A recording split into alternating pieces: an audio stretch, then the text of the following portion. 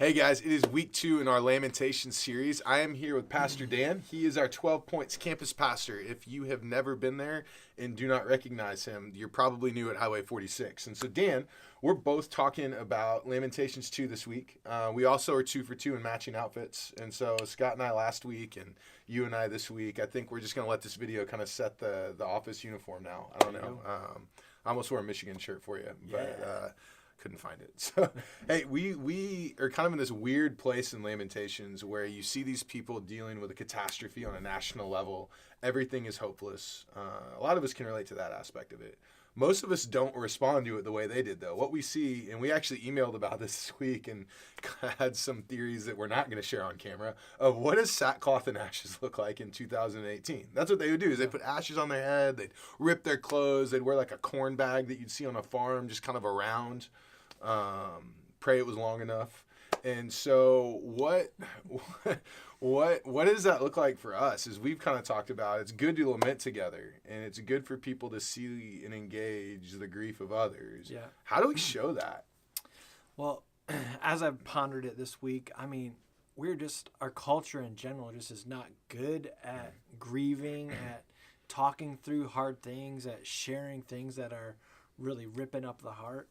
And I was wondering, does social media actually fit some of that in 2018? Yeah. Where some uses of social media aren't good, but there's some parts of social media where they're naming injustice or they're talking through really hard things where they can almost be more public with their grief than they can be one-on-one. That's like the appropriate outlet. That's actually really good. Yeah, in a lot of ways, you even hear like people don't know how to talk to each other because of social media, but that is where it comes out.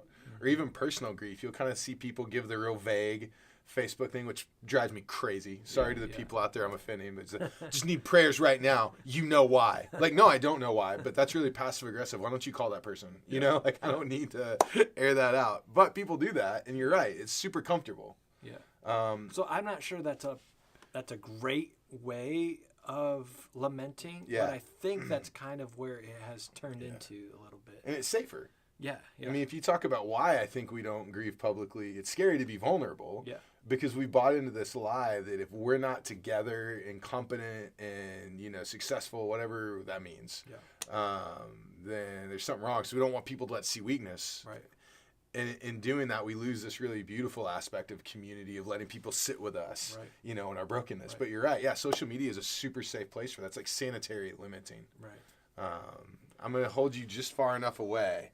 I just probably got out of the shot there. So, but yeah, I think that's awesome. So what does it look like, do you think, for us to break through that and go from, which isn't bad. I'm not saying grieving and social media is bad. What does it look like for us to, though, maybe take that to a different level of vulnerability and grief publicly?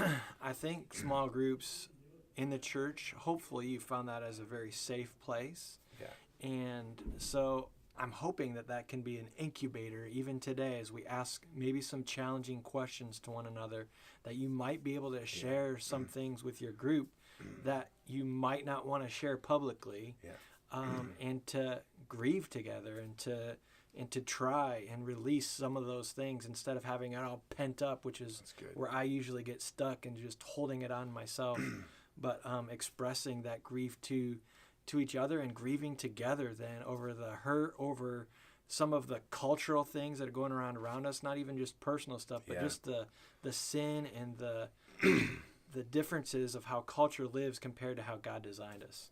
I think that's awesome. I think that's a great challenge. And so as we kind of go into our groups, listen, don't wear sackcloth to work on Monday. Okay, please don't. But I do want you to dig in today. Let this group maybe be an opportunity to sit with people and lament. Man, be vulnerable, let it out, and just give the people that love you an opportunity to engage your heart.